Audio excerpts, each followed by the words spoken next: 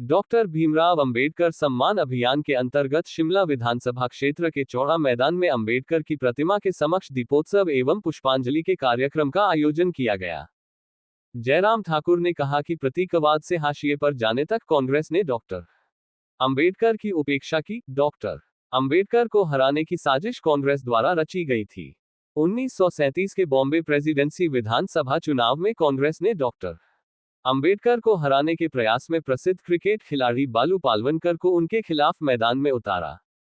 हालांकि बालू पालवनकर चुनाव हार गए, लेकिन इस प्रयास ने कांग्रेस की डॉक्टर अंबेडकर के प्रति विरोध की भावना को स्पष्ट रूप से उजागर कर दिया। इसी प्रकार कांग्रेस के बंबई प्रीमियर बी.जी. खरे ने यह सुनिश्चित किया कि डॉक्टर अंबेडकर को संविधान सभा में चुना न जाए। पंजाब दस्तक के लिए सुरेंद्र राणा की रिपोर्ट। भारत रत्न डॉक्टर भीमराव अंबेडकर जी की भारत के लिए बहुत बड़ी एक कंट्रीब्यूशन है, योगदान है भारत के संविधान के रूप में। और भारतीय जनता पार्टी ने ये तय किया है डॉक्टर भीमराव अंबेडकर जी के सम्मान में, जो कल इनकी जयंती है, जयंती के अवसर पर भी हम कार्यक्रम करेंगे, माल्यार्पण करेंगे। लेकिन इससे पूर्व डॉक्टर भीमराव अंबेडकर जी की उस कंट्रीब्यूशन को, उनके उस योगदान को स्मरण करते हुए आज एक दिन पहले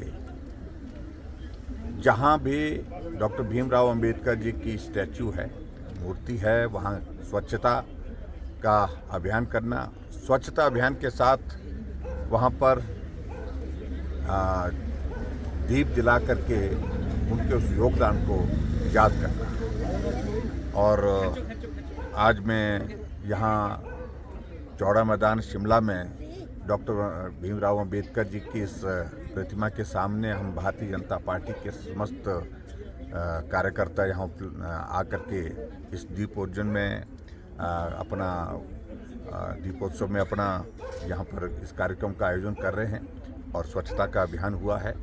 और इस तरह से भारतीय जनता पार्टी ने अलग अलग जगह पूरे 15 तारीख से 25 तारीख तक कार्यक्रम तय किए हैं। और जहां डॉक्टर भीमराव अंबेडकर जी का जो देश के संविधान के रूप में जो योगदान रहा है और किन परिस्थितियों के दौर में से गुजर करके उनने कठिन हालात में जो है अपनी शिक्षा ग्रहण की और शिक्षा ग्रहण के पश्चात देश की आज़ादी के लिए उनका योगदान रहा, देश की आज़ादी के बाद भारत के संविधान के निर्माण में उनका योगदान रहा, उस सारी चीज़ को लेकर के लोगों तक पहुंचाने का काम जो है भारतीय जनता पार्टी ने तय किया है।